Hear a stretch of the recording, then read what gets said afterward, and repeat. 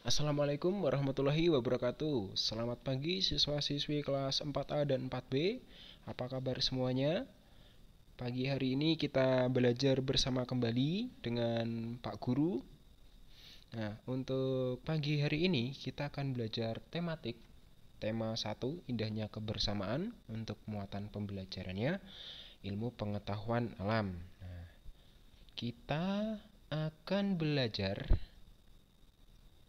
tentang pemantulan bunyi dan penyerapan bunyi. Nah, apa itu pemantulan dan apa itu penyerapan pada bunyi? Nah, kita akan belajar bersama-sama. Nah, yang pertama, kita akan belajar tentang pemantulan bunyi. Nah, pemantulan bunyi. Nah, seperti halnya kalian bermain bola. Nah, ketika kalian main bola, bola kalian lempar, bola akan memantul.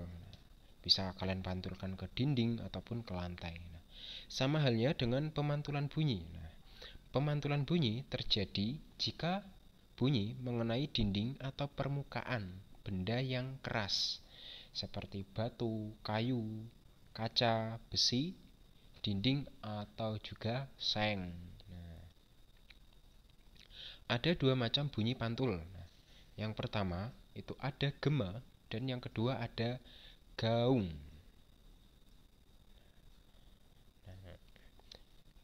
Sebelum kita belajar lebih lanjut, Pak Guru akan berikan contoh benda yang dapat memantulkan bunyi. Nah, tadi benda yang dapat memantulkan bunyi adalah benda-benda yang keras. Nah, contohnya seperti kayu, besi, kaca, dan juga dinding atau tembok. Nah, ini adalah contoh benda-benda atau permukaan benda yang keras.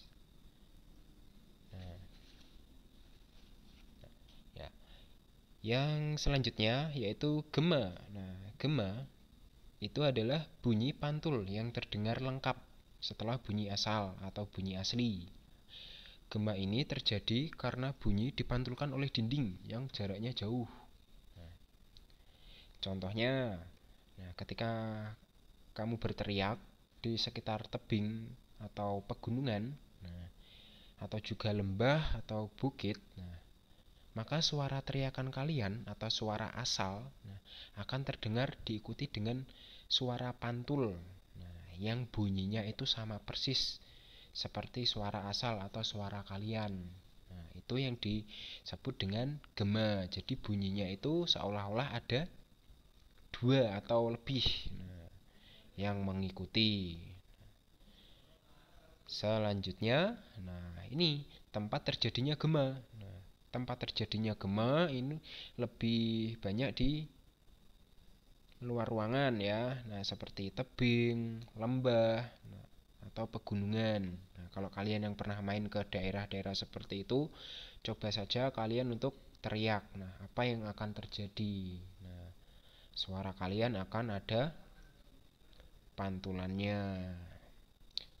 Nah, selanjutnya ada gaung atau kerdam. Nah, gaung atau kerdam itu adalah bunyi pantul yang terdengar hanya sebagian dan tiba bersama bunyi asal atau bunyi asli. Nah, akibatnya bunyi asal atau bunyi asli terdengar tidak jelas. Nah, contoh gaung atau kerdam. Nah, gaung atau kerdam ini terjadi di gedung besar yang tertutup seperti gedung pertemuan, gedung pertunjukan, gedung bioskop. Nah, seperti itu. Nah, maka dari itu di gedung-gedung seperti itu harus dipasang peredam pada dinding supaya suara asal atau suara asli itu terdengar jelas.